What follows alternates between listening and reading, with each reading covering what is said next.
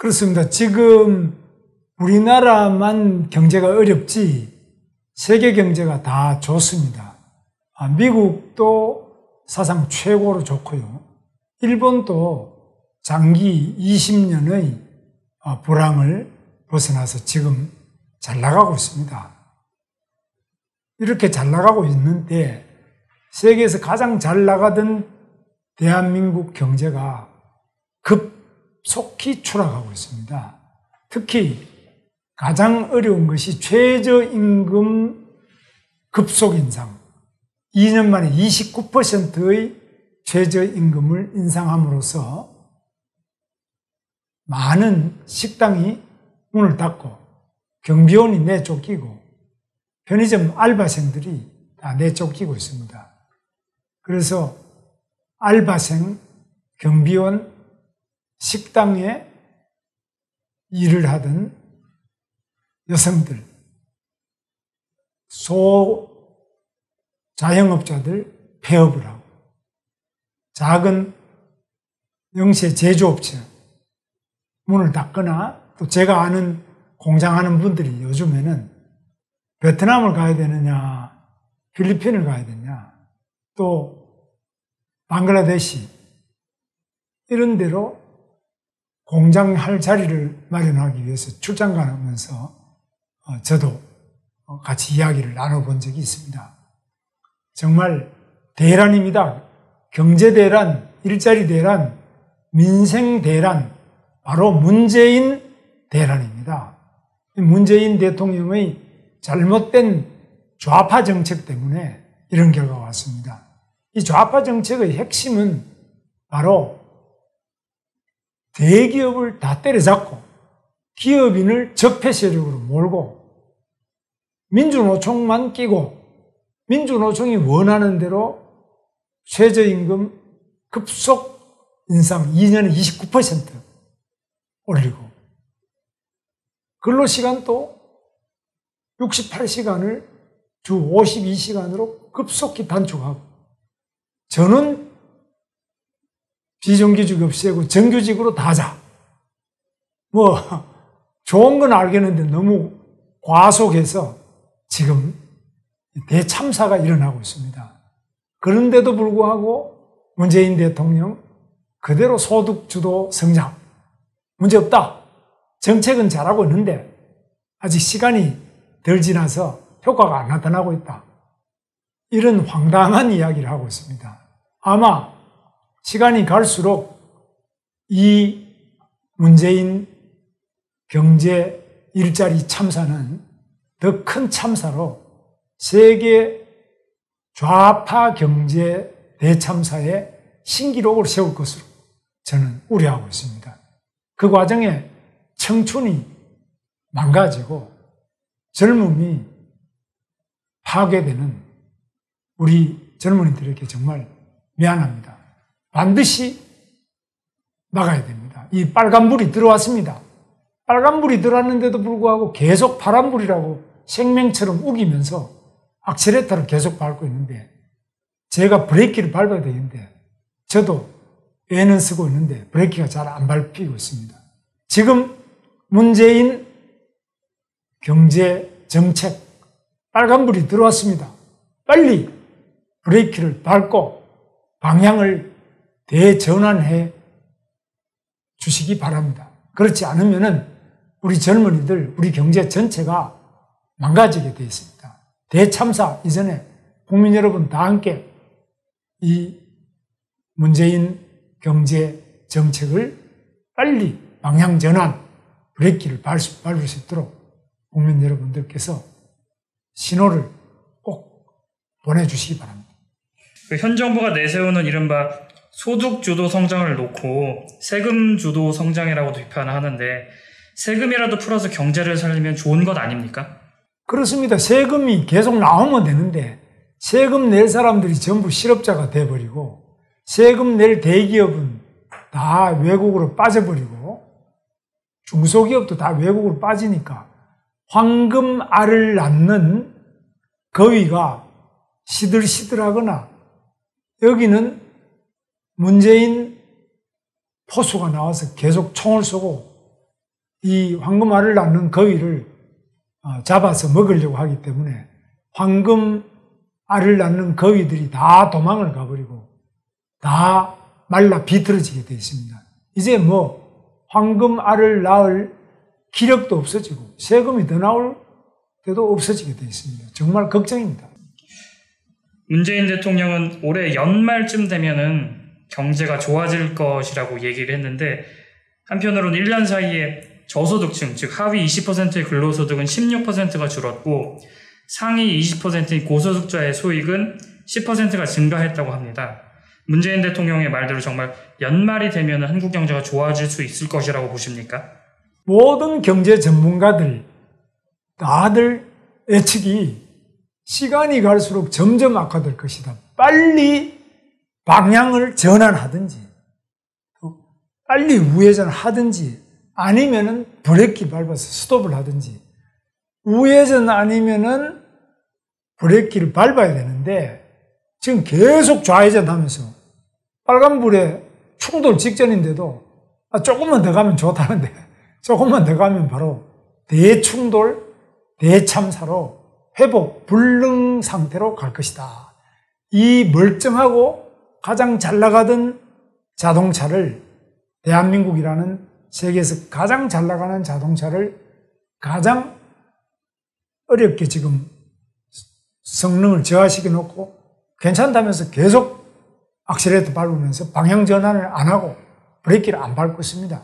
정말 참 못 말리는 문재인 경제입니다. 최근에 안타까운 소식이 하나 있었는데요.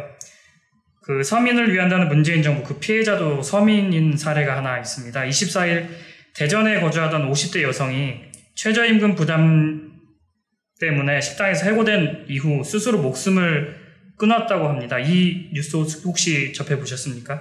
예, 봤습니다. 정말 안타까운 일입니다. 문재인 대통령의 경제, 정말 이거는 좌파 경제입니다. 자본주의의 폐해, 자본주의는 안 되겠다는 겁니다. 장하성 정책실장의 책, 한국 자본주의, 경제민주화를 넘어서 공정한 경제 이렇게 하는 제목으로 책이 아주 두꺼운 책이 나와 있습니다. 한번 보시면은 기본적으로 자본주의 경제에 대한 불신이 많습니다. 자본주의 경제가 문제는 많지만 그럼 현실적으로 그렇다고 해서 사회주의 경제를 할 수는 없지 않습니까? 경제민주화도 지금 안 되겠다는 겁니다. 지금 김상조 공정거래위원장과 장하성 청와대 정책실장 이 두 사람이 문재인 대통령을 잘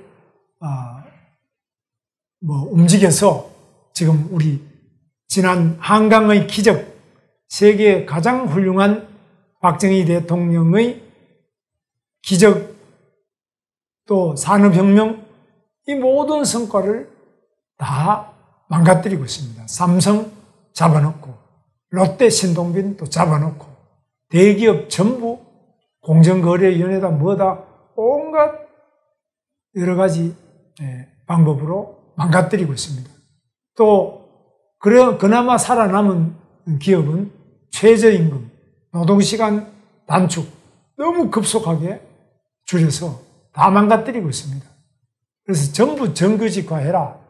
세금으로 우리 젊은이들의 근로 의욕을 완전히 망가뜨리고 그저 공짜 심리, 공짜로 어디 세금 타먹는 이런 일들을 많이 하고 있습니다. 지금 통계에서도 나오지만은 바로 근로소득보다는 그 이외에 다른 소득이 더 많아지는 그런 일들이 많이 일어나고 있습니다. 바로 베네수엘라 망했죠? 세계 기름이 제일 많이 매장되어 있고 제일 공짜로 많은 것을 퍼주던 차베스, 마두라 이 포퓰리즘 정부가 엄청난 자원과 넓은 땅을 가진 그런 베네수엘라를 완전히 망가뜨렸습니다. 아르헨티나 마찬가지입니다.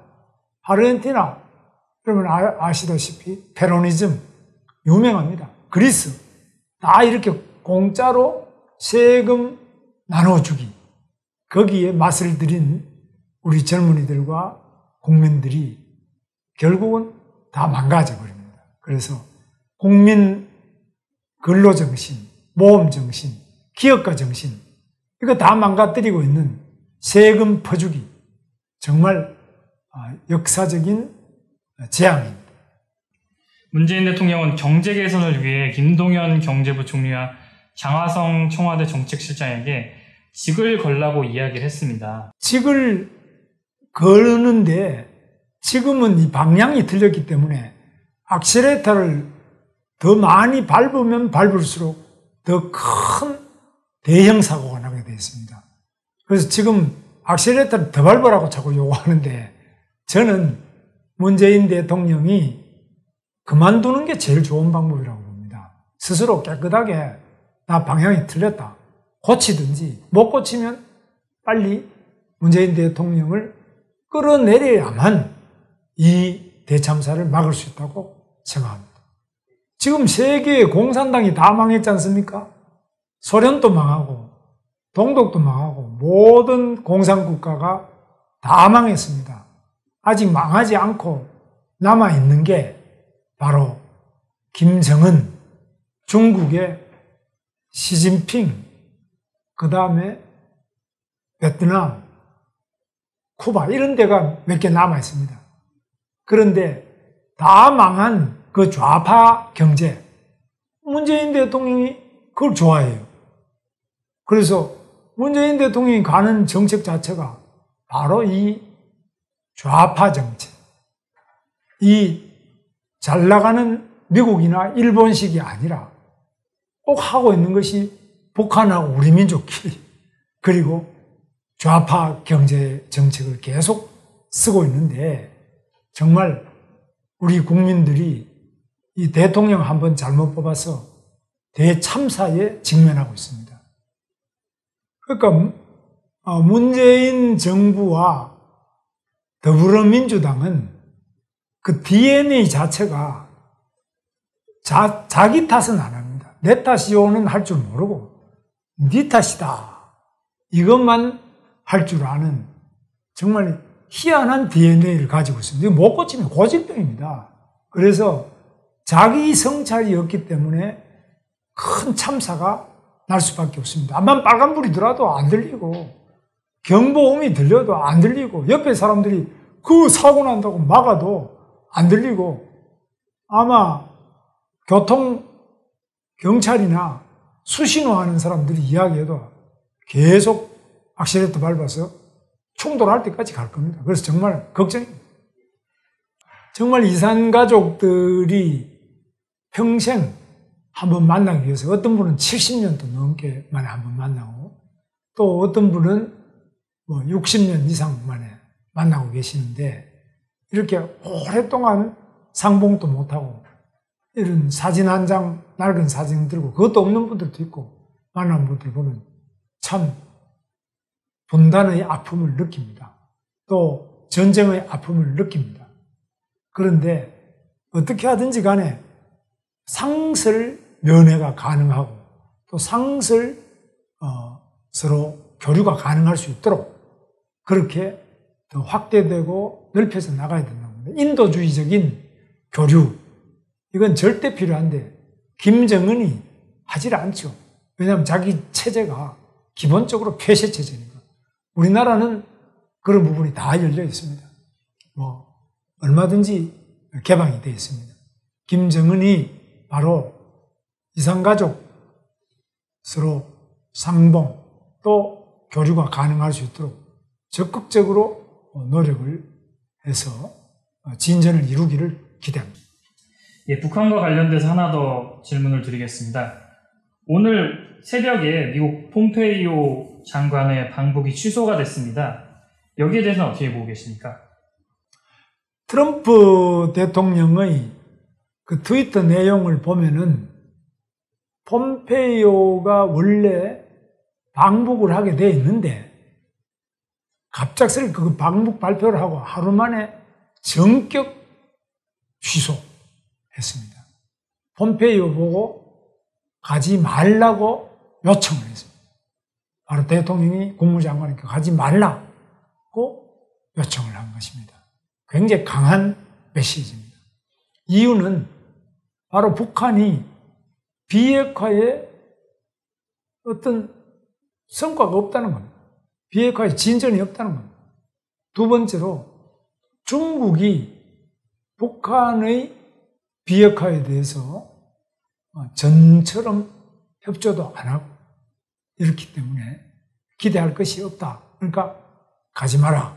이렇게 된 겁니다. 그래서 제가 볼 때는 이런 과정을 통해서 미국은 비핵화가 있어야만 종전선언도 있고 평화협정도 있고 방북도 있고 정상회담이 있다 이러고 있는데 우리 문재인 대통령은 기본적으로 이 친북 성향이기 때문에 DNA 자체가 친북 성향입니다. 그렇기 때문에 무조건 정상회담, 김정은하고 정상회담 9월에 하기로 돼 있고 또 개성공단 안에 남북 또 사무소를 개설하게 돼 있고 거기다가 기름이다 각종 자재를 많이 지금 제공하고 있기 때문에 미국의 독자 제재나 유엔의 제재가 있을 것으로 보고 있습니다. 또 북한이 석탄까지 밀수를 하다가 지금 들통이 나서 조사 중이고 여기도 아마 제재가 따를 것으로 보고 있습니다. 정말 문재인 대통령 친북 본성 이거 못 말리겠네요.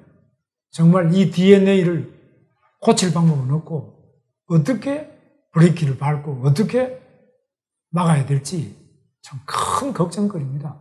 본인이 어떻게 사귈 사람이 없어서 김정은을 그렇게 좋아하는지 참 이해할 수가 없습니다. 오히려 박근혜 대통령한테는 33년 징역형 그리고 이명박 대통령도 잡아놓고 국정원장도 4명이나 구속시키고 기무사령부는 다 해체하고 이렇게 하면서 근데 김정은은 그렇게 좋아하는지 참 이해할 수가 없습니다. 그러면서 또 뻔뻔하게 자유한국당하고도 여야정 상설협의체를 만들자. 거기에 또 우리 자유한국당은 좋다. 협조를 하자 이렇게 하는데 참 자유한국당도 문제지만 우리 문재인 대통령 정말 방향이 잘못되어도 많이 잘못됐습니다. 이제 더 이상 친북 반미 행보 그만하고 바로 미국과 이 한미 동맹을 더 강화하고 북한에 대해서 핵 폐기, 북한 인권 확실하게 주장을 해야 됩니다. 그러면서 박근혜 대통령, 이명박 대통령 석방하고 그러고 야당하고 협력을 하자. 이렇게 해야 그래도 국민들이 화합 분위기가 안 생기겠습니까? 김정은 자기 형도 독살하고 자기 고모부도 총살한 이런 포악하고 전 세계 가장 잔인무도한 이 살인마하고 3대 세습 독재자하고는 그렇게 싱글벙글 표정 관리를 못할 정도로 좋아하면서 어떻게 자기 나라의 전임 대통령, 전전임 대통령 다 이렇게 감옥에 넣어놓고 별건 수사를 계속하고 있는지 참 알 수가 없습니다. 좀 바뀌기 바랍니다. 이번 주 초에 자유한국당 내부에서 자유한국당이라는 당명을 바꿔야 한다는 주장이 나왔습니다. 현재의 당명이 지나치게 안보에 치중됐다는 주장인데 여기에 대해서 어떻게 보십니까? 당명을 바꾸는 게 아니라 저는 생각을 바꿔야 된다고 봅니다. 지금 이 자유한국당의 비상대책위원장이라는 사람을 바로 노무현 사람을 데려다 놨지 않습니까? 우리 당이 언제 노무현 당입니까? 노무현 좋아하는 사람들은 더불어민주당으로 가야 정상 아니겠습니까? 야당이 어떻게 노무현 정신 가지고 어떻게 문재인 더불어민주당 이 여당을 상대를 할 수 있겠습니까? 정말 당명을 바꾸자고 하기 전에 정신부터 똑바로 차리기를 바랍니다. 노무현 당이 되는 것 아니냐라고 말씀하셨는데 노무현 대통령의 그 정신 중에서도 그 좋은 정신이 있을 수 있는데 이것만 선별적으로 계승한다는 의미를 담고 있을 수도 있지 않습니까? 그게 바로 더불어민주당입니다. 그렇습니까? 그렇지 않습니까? 우리 당은 이승만, 박정희, 김영삼, 그리고 이명박, 박근혜, 이 정신 속에 우리 당이 있는 거 아닙니까? 우리 당도 이승만 자문한 거는 고치고, 박정희 자문한 것도 고치고, 또 박근혜, 이명박 자문한 거는 고치고, 잘한 거는 개성하자. 이게 우리 자유한국당이지. 노무현 정신을 잘한 거는 개성하고 못한 거 고치자. 그게 지금 문재인 당, 더불어민주당 아닙니까? 한국의 정당은 왜 이렇게 이름을 자주 바꾸는 것입니까? 그게 일종의 저는 속임수라고 봅니다. 국민들의 건망증을 이용해서 속임수를 하고 있는데 우리 국민들이 이제 건망증을 가지지 말고 좀 정신 똑바로 차려가지고 이름 바꾼다고 해서 속아 넘어가지 마시고 정말 저 당이 진짜 생각이 바뀌었느냐, 행동이 바뀌었느냐, 사람이 바뀌었느냐 이렇게 봐야지. 이름만 바꿔서 똑같은 사람이 그대로 나타납니다. 그래서 똑같은 잘못을 계속 반복하고 있습니다. 그래서 손가락을 자른다 뭐 이런 이야기도 하는데 손가락 자르지 말고 우리 모두 다가 정신 똑바로 차려야 될 것으로 보고 있습니다. 그렇습니다. 얼마 전까지도 새누리당 했지 않습니까? 제가 처음에 입당할 때 저는 민주자유당 때 입당을 했습니다. 민주자유당, 그 다음에 신한국당, 그 다음에 한나라당, 그 다음에 또 새누리당, 이제 또 자유한국당, 뭐 또 바꿔요? 바꿔서 달라진 게 뭐가 있습니까? 달라진 건 아무도 없고 계속 이름만 바꿔 달지 뭐 달라진 게 뭐 있어야죠. 자유한국당의 전신까지 포함해서 혹시 마음에 드셨던 정당 이름을 하나 꼽으신다면 어떤 게 있으십니까? 저는 뭐 처음 이름 민주자유당 이름 좋다고 생각합니다. 민주자유당 그때 하기도 잘했고 또 이름도 좋다고 저는 생각합니다. 너무 자꾸 바꾸는 거 뭐 이름이 나쁜 거는 저는 아무것도 없는데 그러나 자꾸 자주 바꾸는 거 이것 자체가 뭐 안 되겠습니다. 그래서 예를 들면 삼성에 이재용이가 구속됐다. 그렇다고 삼성을 뭐 성삼이라고 바꿉니까? 롯데가 뭐 신동빈이 회장 구속됐다고 뭐 롯데가 뭐 또 이름 바꿉니까? 그래서 정말 계속 그런 이름을 바꾸면은 바로 국민들이 속아 넘어가는 점도 있지만 불신도 또 늘어납니다. 정치 불신의 원인이 정당이 선거 때마다 자기 필요할 때마다 이름을 계속 바꾸는 것 자체가 정치 불신의 첫 번째 원인이다고 생각합니다. 예, 알겠습니다. 여기까지 말씀 듣고 앞으로 2부를 계속하겠습니다.